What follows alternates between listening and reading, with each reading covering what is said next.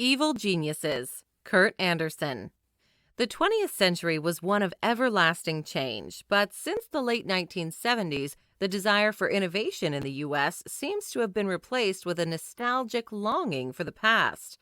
After countless waves of cultural and political change, many Americans sought the safety and comfort of the familiar. This gave the political right a unique opportunity to grab power. In Evil Geniuses, Kurt Andersen uncovers a right-wing plot that started in the 1980s and continues to the present day. So get ready to learn how the U.S. came to be in its present political and economic predicament.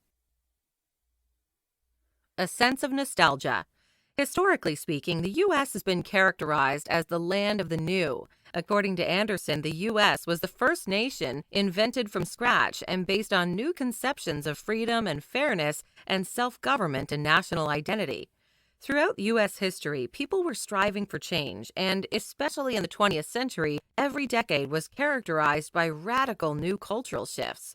But then, beginning in the 1970s until it reached its peak in the 1980s, American culture radically shifted again, but this time to a feeling of nostalgia, a trend that continues even today. Assaulted by constant waves of newness, many Americans began to seek the familiarity of the old, which in turn led to a romanticizing and idealizing of the American past. The author first noticed this when looking at a picture of people in the 1980s. With a jolt, he realized they were wearing more or less the same clothing as people did in 2007. Upon further investigation, he realized that it was not only fashion that had not really changed. The trend extended to music, film, and practically every aspect of modern American culture. While each decade of the 20th century had its own signature style, the U.S. now seemed stuck in a time warp. And this trend was not limited to culture. It seemed that politics in the 1980s was also focused on this newfound feeling of nostalgia, a hankering for the perfect American past.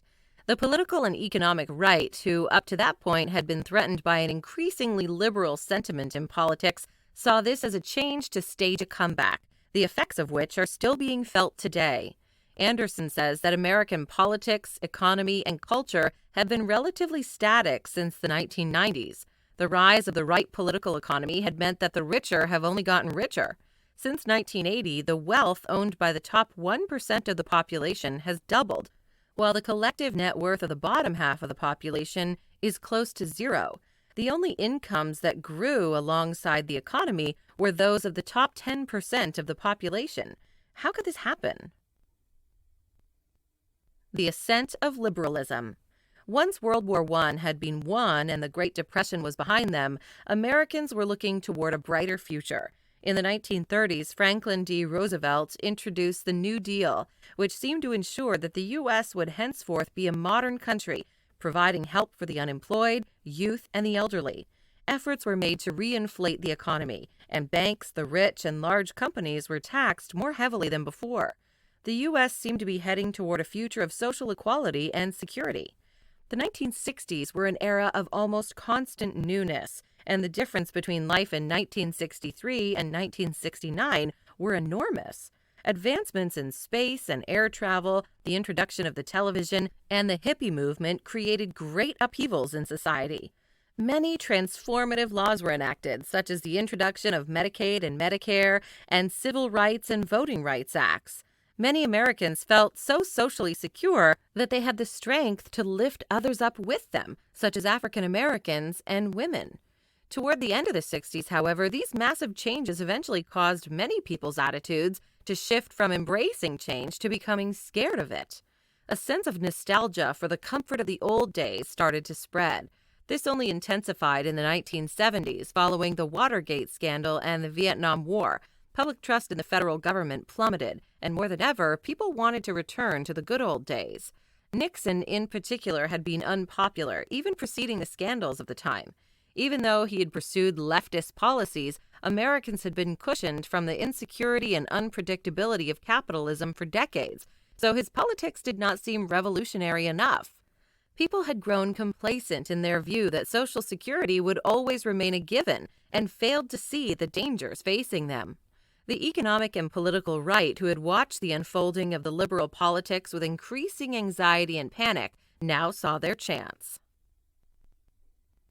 Building the counter-establishment. Large businesses and the rich had been growing steadily more unpopular as the 20th century unfolded.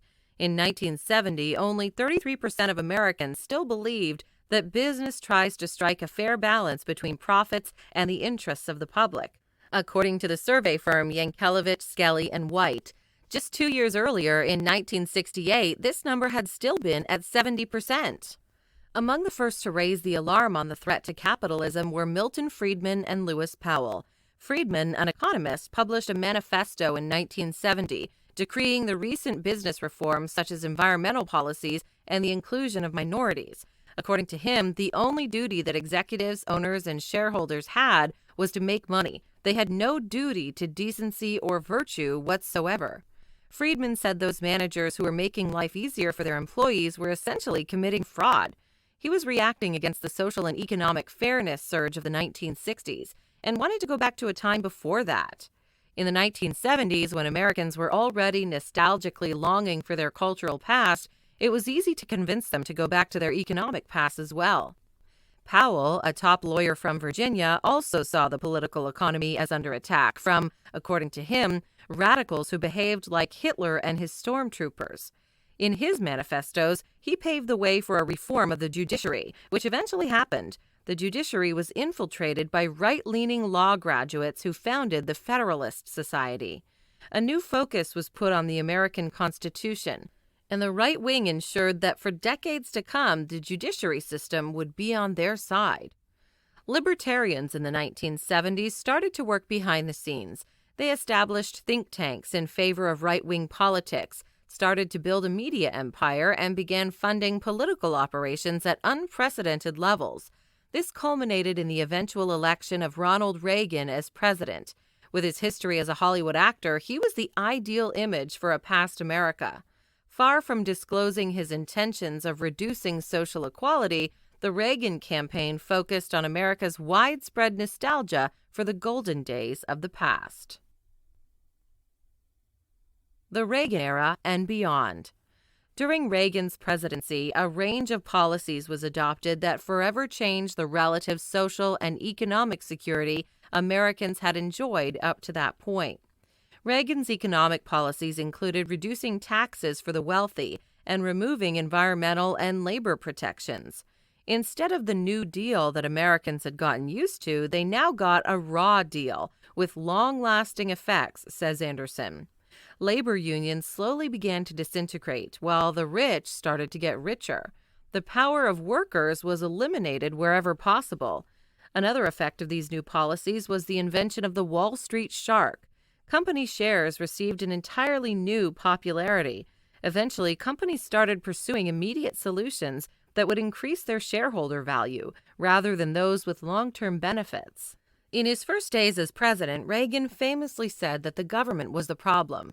He wanted to capitalize on the mistrust Americans had developed throughout the Vietnam War and the Watergate scandal, and this notion was picked up by libertarians in the coming decades. The seeds for mistrust in the federal government were sown in the 1980s. Another result of the Reagan era was that new and costly federal projects such as Medicare were stopped. This ironically led to enforcing the mistrust of citizens in the government, since it is hard to pinpoint what the government actually does for its citizens. Finally, oil, gas, and coal industries conspired with the right to get Americans to disbelieve the scientific consensus on global warming in order to protect their businesses. This paved the way for a pervasive disbelief in science. All these developments explain how a xenophobic, misogynistic, and idiotic businessman could become the president of the United States in 2016. After all, he had built his election campaign on the mistrust of government and science and a trust in the corporate world. Heading toward dystopia? According to the author, the evil geniuses of the corporate world created a hijacked, screwed-up political economy in the U.S. He thinks that it is much easier for an individual to focus on cultural and social nostalgia than to fight for a fairer economy, as this would involve a collective consensus.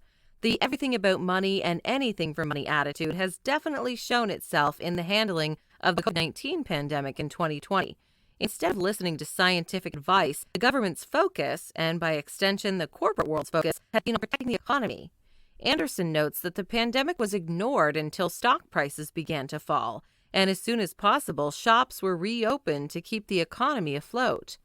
This attitude has endangered countless lives. It is clear that something needs to be done.